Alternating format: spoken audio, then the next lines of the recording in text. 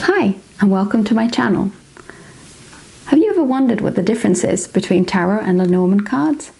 Well, this video is going to tell you exactly that. My name's Nina, and I'm passionate about personal development through cartomancy. Incidentally, this is my first video, so I hope you'll like it. Well, without further ado, let's start with looking at the difference between how you read tarot and how you read Lenormand. With tarot, you look at the pictures, and often, if you have a question, a single card can answer that question.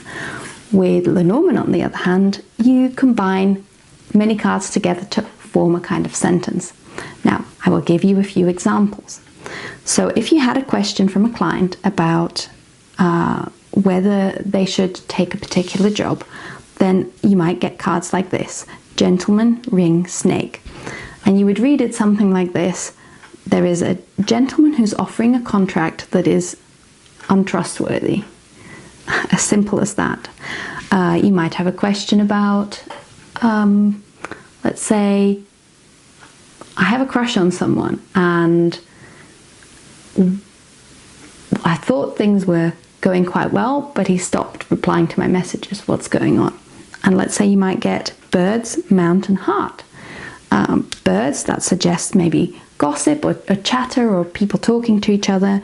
Mountain, obstacle, and heart, love. So perhaps malicious gossip has formed an obstacle to the heart.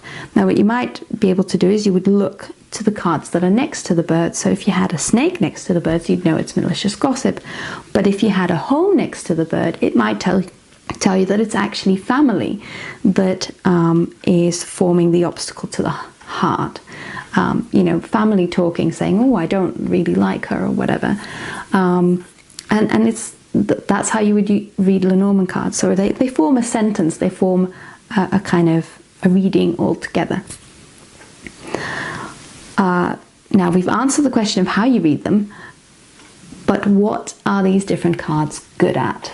Now, tarot is great for soul seeking. It's great for answering deep questions and giving insights into our subconscious and things that affect us. Lenormand, on the other hand, the cards are kind of a bit more gossipy and more practical. So they're great at answering yes/no questions. They can give you time frames. And I really like to combine the two systems so that, for example, I might do a reading about love using tarot, but if the client then says, well, how long is it going to be until I find love, then I might turn to my Lenormand cards to get a time frame from those.